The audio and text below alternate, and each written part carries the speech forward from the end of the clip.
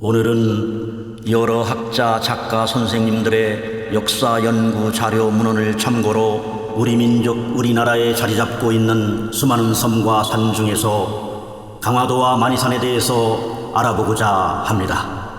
그 옛날 옛적 구석기 시대로부터 신석기, 청동기 시대의 유적과 유물이 발견되는 점으로 미루어 보아 강화도에서는 오래전부터 인류가 살아왔다는 사실을 알 수가 있습니다. 내가면 오상리에서 발견된 구석기 시대의 유물, 그리고 빗살무늬 토기와 빗금무늬 토기가 출토되고 있고, 신석기, 청동기 시대로 계속 이어져 오면서 청동기 시대에는 그 대표적인 고인돌 무덤이 강화도 북부 일대에 집중적으로 분포되어 있는 것을 알 수가 있습니다. 이른바 북방식, 즉 탁자식 고인돌 무덤이 유명합니다. 그리고 2011년 11월에 유네스코 세계문화유산으로 정식 등록되었습니다.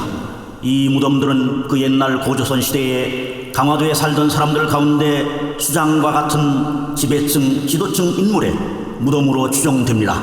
이것은 벌써 그 당시에 대단위의 사회 조직을 구축하고 살았지 않나 생각되어집니다. 그리고 강화도에는 우리나라의 개국 시조이신 단군 왕검께서 쌓았다고 하는 참성단이 있습니다. 단군이 하늘의 제사를 지내기 위해 쌓은 참성단과 함께 단군의 세 아들이 전등산, 즉 종족산에 삼낭성을 쌓았다고 고려사 지리지에 분명히 나타나 있습니다. 그 첫 번째 유적이 강화도 남쪽 만이산 정상에 있는 참성단입니다. 참성단은 단군 왕검께서 하늘의 제사를 지내던 신성한 장소입니다. 고대로부터 우리 민족은 어려운 일에 처할 때마다 참성단에 올라 하늘의 제사를 올리며 민족의 안녕을 기원했습니다. 또 외적이나 천재지변에 맞서 싸우고 견딜 수 있는 정신과 힘을 받아 이를 실행해 옮겼습니다. 지금도 개천절이 되면 어김없이 이곳에서 하늘의 제사를 지냅니다. 만이산 꼭대기에 있는 참성단을 오르기 전에 세관들은 만이산 천제궁에서 제숙하고 참성단에서 천제를 지냈습니다. 그 천제 궁터가 화도면 문살리 산 13번지 만이산 북록에 남아 있습니다. 여기서 우리는 우리 민족의 성산 중의 성산인 만이산에 대해서 좀 더 구체적으로 알아볼 필요가 있다고 생각합니다. 만이산은 정상이 남쪽 한라산 백록담과 북쪽의 영산 백두산 천지까지의 거리가 같으며 우리나라의 조산인 백두산 정기와 태백산의 정기가 마식령 산맥을 통해 잠룡으로 한강을 건너 강화에 이르고 또한 한남 정맥을 통해 소용돌이 치는 손돌목을 건너 다시 용기하여 고려산, 혈구산, 진강산을 차례로 이루고 그 남쪽 끝에 이르러 민족의 성산 만이산에 용맥의 정기가 뭉친 곳입니다. 만이산은 기가 충만한 곳으로도 유명합니다. 강화는 한반도의 백급 부위로 한강, 임진강, 예성강의 수기가 합류하여 강화도를 에워싸고 흘러 민족의 정기가 고스란히 담겨있는 섬으로 우리 민족의 구분을 짊어져야 할 지정학적 운명을 가지고 있는 곳입니다. 또한 강화는 간척 사업으로 이루어진 넓은 평야를 지닌 거대한 섬으로 국가 유난의 유일한 보장지처인 것입니다. 만이산에 대해서 좀 더 알아본다면 숙명여자대학교 교수가 1999년 4월 8일 주간조선 보도에 기측정 결과를 발표한 내용을 보면 만이산 정상 참성단이 65회전, 만이산에 오르는 계단로 3분의 2 지점은 60회전, 계단로 3분의 1 지점은 46회전, 경남 합천에 있는 가야산 해인사의 독성각이 46회전, 장경각이 34회전, 백년암이 18회전, 우리나라에서 기가 가장 세다고 알려진 대구 팔공산 갑바위가 18회전, 경북 청도에 있는 운문사 중리면이 20회전, 전북 고창 선운사 대웅전이 18회전으로 측정되었다고 합니다. 이 측정 결과만 놓고 보더라도 강화도 만이산의 기가 얼마나 강하고 센지를 알 수가 있는 내용이라고 생각합니다. 또한 우주선 아폴로 16호가 달에 착륙하여 세 사람의 탑승자가 지구를 내려다보니 유난히 서기가, 즉 신비한 기가 뻗치는 곳이 보이길래 사진을 찍어두었다가 후에 지구로 돌아와서 그곳을 알아봤는데 바로 우리 한반도의 강화도 만이산이었다고 합니다. 이 얼마나 신비한 산인지 잘 알 수 있는 내용이 아닌가 생각해 봅니다.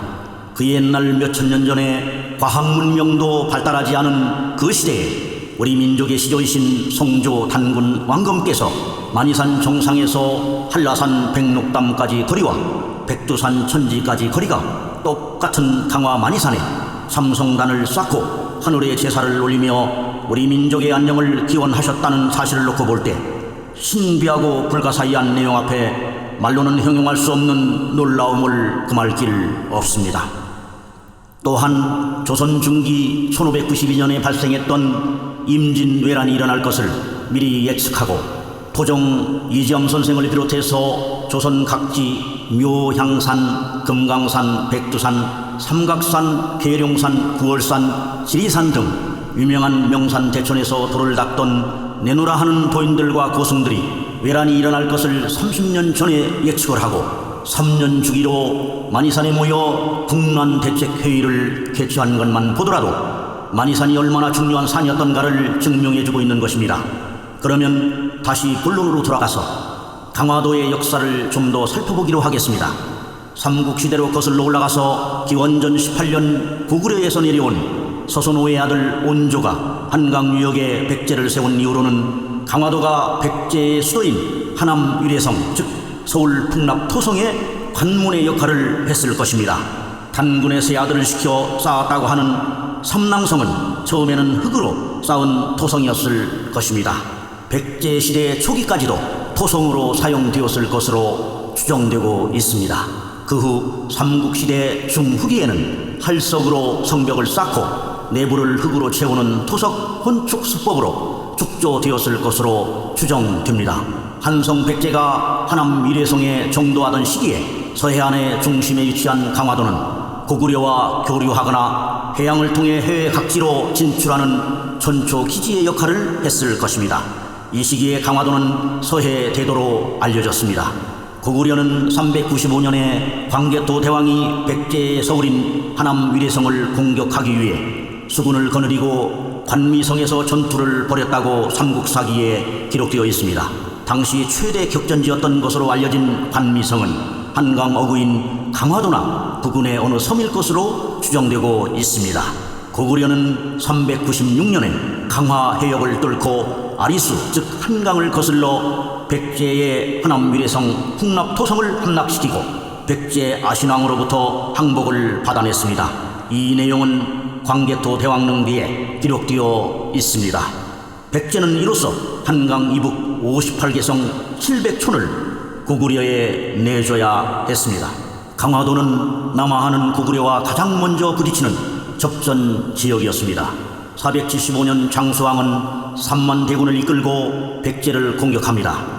이때 백제 계로왕이 죽고 아들 문주왕은 그의 서울을 버리고 웅진 지금의 공주로 수도를 옮깁니다.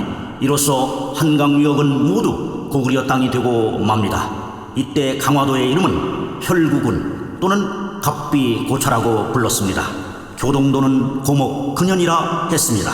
551년 백제의 성왕은 신라의 진흥왕과 연합해 한강 유역을 되찾았으나 553년 다시 신라에게 빼앗기고 맙니다. 신라는 한강 유역을 장악함으로써 풍부한 물적 자원과 인적 자원을 확보합니다. 더욱이 한강 어귀는 서해를 거쳐 중국과 직접 교통할 수 있는 전진기지 역할을 했던 곳입니다. 이때의 신라의 대외 교통로의 첫 관문이 강화도였습니다. 그래서 강화도를 바다의 입구라고 바다해자 입구자를 써서 해구군이라 불렀습니다.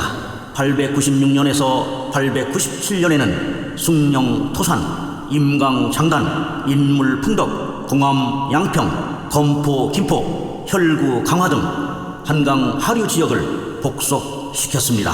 경기도를 위시하여 광해도, 강원도, 충청도 북부 등 한반도의 가장 중심 지역을 장악한 궁예는 898년 스스로 송악 즉 개성의 도읍을 정하였습니다. 궁예는 마침내 901년 왕이라 칭하였습니다.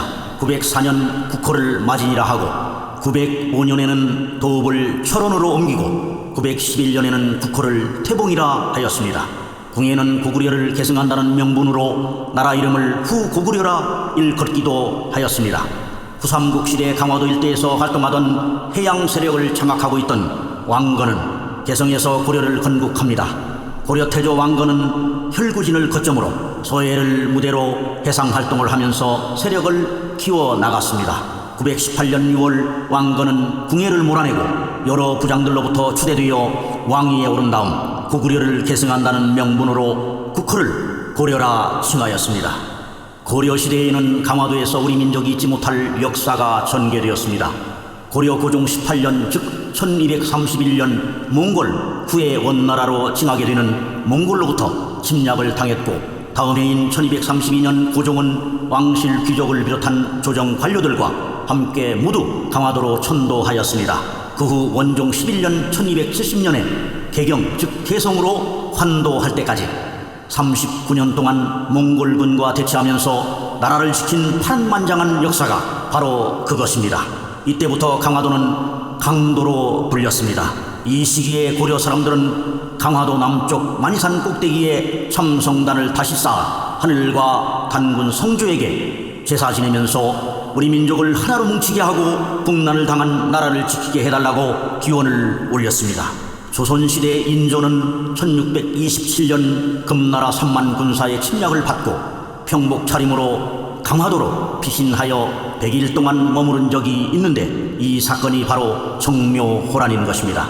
1636년 청나라 태종이 쳐들어왔을 때는 인조가 미처 강화도로 피난하지 못하고 남한산성으로 퇴각했는데 강화도가 청나라 군대에게 넘어가고 복림대군과 빈궁 및 여러 대신 등 200여 명이 포로로 잡혀가자 항복하고 말았습니다. 이것이 바로 그 유명한 병자호란입니다. 다시 말씀드리면 청태종 앞에 조선 임금인 인조가 삼전도에서 지금의 서울 송파에서 신하의 예를 갖추는 3번 절하고 9번 머리를 조아리는 삼전도의 치욕이 바로 그 유명한 병자호란인 것입니다.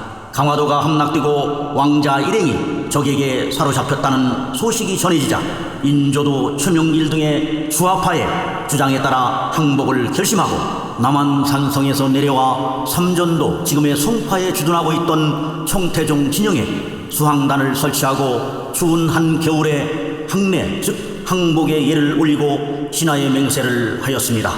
세자와 복림대군 효종 등 두 왕자가 인질로 청에 끌려가고 척합하였던 사막사인 오달제 윤집 홍익환이 심양에 잡혀가 죽임을 당하였습니다. 비록 45일간이라는 짧은 전쟁 기간이었으나 청군이 거쳐간 서북지방은 약탈과 사륙에 의해 황폐해졌고 몇만 명이 포로로 끌려가 온갖 고초를 겪었으니 이는 조선으로서는 일찍이 없었던 일찍이 당해보지 못한 일대의 굴욕이었습니다. 그래서 천추의 길이 넘을 남한산성 삼전도의 치욕이라고 하는 것입니다. 이것이 바로 병자호란인 것입니다. 이때 강화도는 종묘사직을 지키기 위한 배도가 되어 유수와 경력을 갖추는 등 별도의 역할을 했습니다. 그 뒤 효종은 인조 때 당한 치욕을 씻기 위해 북벌을 계획하고 강화성을 위시해서 삼낭성이나 화계산성 등 강화도의 성곽을 수축하였으며 강화도 해안에는 월곶진, 재물진, 용진진, 광성보, 인화보, 승천보 등과 같은 방어시설을 새로 쌓거나 고쳐 대방어기지로 사용하였습니다. 효종의 뒤를 이은 숙종은 강화도 해안 전역의 돌출부에 큰 톱니바퀴를 움직이는 작은 톱니바퀴 모양으로 54개의 본대와 8개의 포대를 설치하여 강화도 전 지역을 요새화하였습니다. 근세에 와서는 서양 세력이 조선을 넘보기 시작했습니다. 1866년 8월 미국 아시아 함대 제너럴 셔먼호가 불법으로 조선 해역을 침입하는 사건이 발생했습니다. 이해 1866년 10월에는 프랑스 신부 니델과 조선인 천주교도 최인서 등의 향도로 프랑스 함대가 한강 어귀 강화도에 쳐들어와 전란을 일으키는 사건이 발발하였습니다. 이것이 병인양요입니다. 프랑스군은 1개월 동안 점거한 강화성을 철수하면서 11월 10일 새벽 강화부 관하와 창고에서 당시 프랑스 화폐로 20만 프랑에 달하는 19상자의 은괴를 비롯하여 무기류와 군수품류 그리고 외교장각에 소장된 의궤와 주요 문서 및 서적 등을 약탈 노획하고 나서 강화, 행궁, 장령전, 외교장각 등 관아와 민가를 모두 불태우고 강화성을 퇴각하였습니다. 병인양요 발발 152주년을 맞은 지금 우리는 무엇을 기념해야 하겠습니까? 그리고 1871년 신미양요 때에는 미국의 함대가 침공하였지만 잘 막아냈습니다. 그러나 1875년에는 일본 군함이 강화도에 침입하여 이른바 운양호 사건을 일으키고 다음해 병자년 1876년에 일본의 강요로 강화도 조약 즉 불평등 조약인 병자소 조약을 체결하게 됩니다. 그로부터 35년 뒤인 1910년 조선은 일본에 의해 완전히 병합되고 말았습니다. 인우 지지와 같은 강화도가 외적에 넘어가면 곧이어 우리나라 전 국토가 무너졌습니다. 다시 한번 말씀드리면 강화도는 우리나라에서 4번째로 큰 섬입니다. 2000년 유네스코 세계문화유산에 등재된 고인돌 무덤을 비롯하여 매해 개천절에 하늘의 제사를 지내는 첨성단과 고려 항몽식이 고려의 수도로 잘 알려진 강화도는 선사시대부터 근현대에 이르기까지 다양한 역사 유적과 문화가 고스란히 남아있는 곳입니다. 삼국시대를 거쳐 고려와 조선시대의 외세의 창칼에도 굳건히 맞서 이겨냈으며 아픔의 역사도 간직한 강화도는 가히 우리 민족의 축소판이라고도 할 수 있는 곳입니다. 강화도는 우리나라 민족의 국난 극복의 성지요 꼭 후세에 도전해야 될 민족의 보고요 성지인 것입니다. 그리고 만이산은 앞으로 다가올 남과 북의 우리 민족 통일을 성사시키는 민족의 성산이요 민족의 모든 문제를 해결하는 해결사 역할을 감당하는 신비 기적의 성산인 것입니다. 또한 우리 민족을 평화와 번영 그리고 행복으로 인도하는 구세주와 같은 성스러운 산인 것입니다. 지금까지의 역사를 보면 알 수가 있는 것입니다. 국난을 극복하게 해주는 구세주 역할을 배운 곳입니다. 우리 민족은 이 위대한 산을 잘 보존하고 조상의 얼이 담긴 이 성스러운 산에 한 번이라도 더 가서 우리 민족 통일을 이루는데 통일 국민의 한 사람으로서 긍지와 자격을 갖추는데 노력을 경주해야 되지 않을까 생각합니다. 그리고 우리 민족의 성산인 만이산에서 태양빛으로 성화를 체화해서 매년 전국체전을 개최하는 것만 보더라도 만이산의 기와 전통 역사가 얼마나 깊은지 가히 가늠해 볼 수 있는 내용이라고 생각합니다.